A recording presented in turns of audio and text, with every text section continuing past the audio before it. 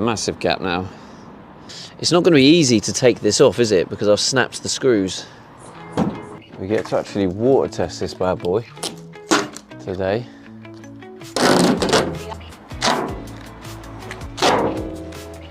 We'll give them a water test, see how they hold up, check if there's any leaks. Should we do that now? Yeah, you know what, let's start.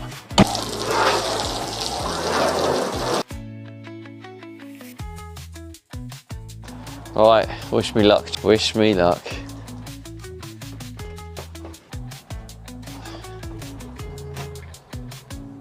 Bone dry, it seems. Seems like someone's done a good job. Yeah, bone dry.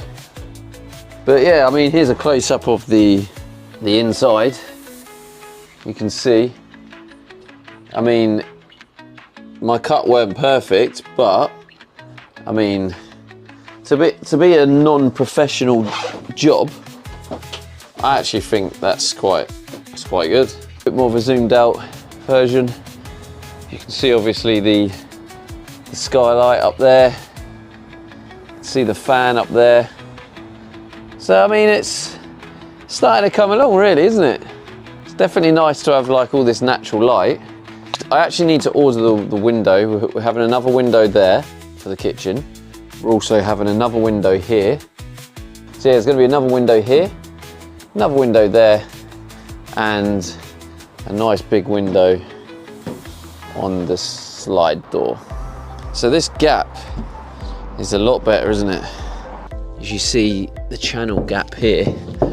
So I spoke to my builder mate and he said about expandable foam. So I might actually just put some expandable foam in.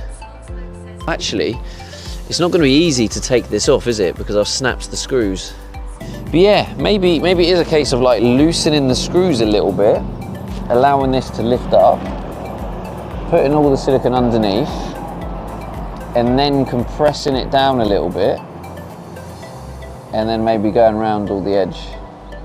So I'm now unscrewing the skylight. This is so it becomes loose and I can lift it up, then apply the silicone underneath, and then firmly compress it and apply more silicone to make it watertight. So look at the size of that gap that's appeared now. As you can see. Oh, that's a massive gap now. But hopefully we'll be able to just lift it up a little bit there, put all the silicone down. I can lift this that tiny bit. So if we create a gap like that, just put loads of silicone in that area. And it will be fine because, I mean, it's sitting on two high bits. It's just it's a channel. So the main adhesive is sticking these two together. I'll just put loads along here, all around. I'll put extra loads there. When I squash it down, I feel like it would then do its job. Does that make sense? Sikaflex, see in the diagram that it's designed for caravans, RVs, what you want to call them. It is water resistant, aging resistant, mold resistant, multi-use. Ideal for applications in vehicle and plant construction as well as repair. So now I'm just prepping the surface, giving it a quick clean, make sure there's no dirt or debris, and then it's time to apply the Sikaflex. I have lifted the skylight so I can get the nozzle underneath, and then I am applying Sikaflex all around underneath the skylight, and then I can go underneath and pull it down to compress.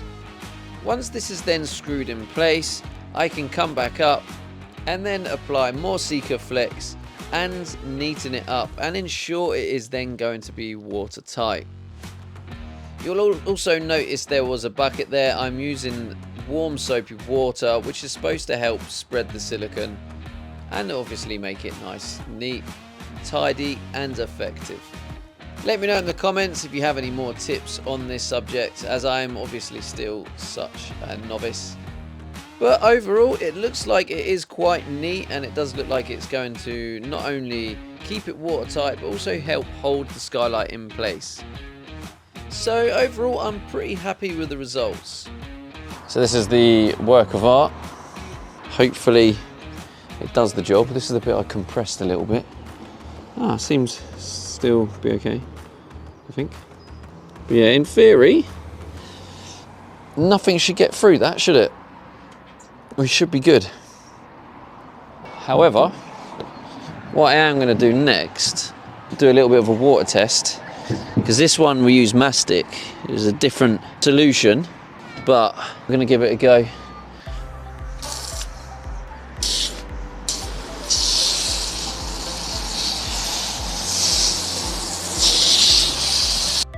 This water test doesn't fully replicate rain, but it definitely will help to see if there's any obvious leaks.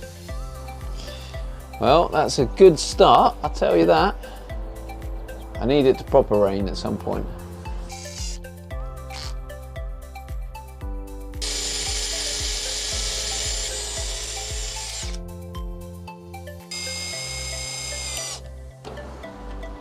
There we go, perfect.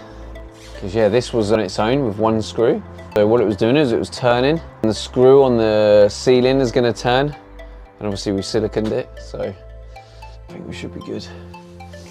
So next, something I went back to was one of the snap screws. There was just enough of the screw to stick out, so I was able to get a wrench on this and pull it out. Now let me explain some further plans. Anyway, so the window is going up here when we're sitting down eating. Well, when I'm sitting down eating, or if I do have a guest. Where do I put it? Do I put it at the top?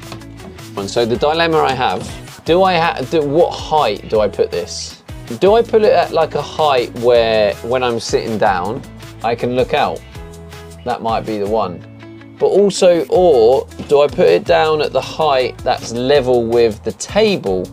So it kind of brings more natural lighting onto the table. And while you're eating, you can still sort of look out of it, or, you know, duck your head down. So yeah, I'm in the dilemma of what height to put this. The other dilemma I have in terms of fitting it, this is the stuff that, as you saw, goes around the hole that you cut for the window. I have this trim. So this trim is what they call a U-channel, and the thickness of this is just like the rear doors. It went over 2 layers of metal.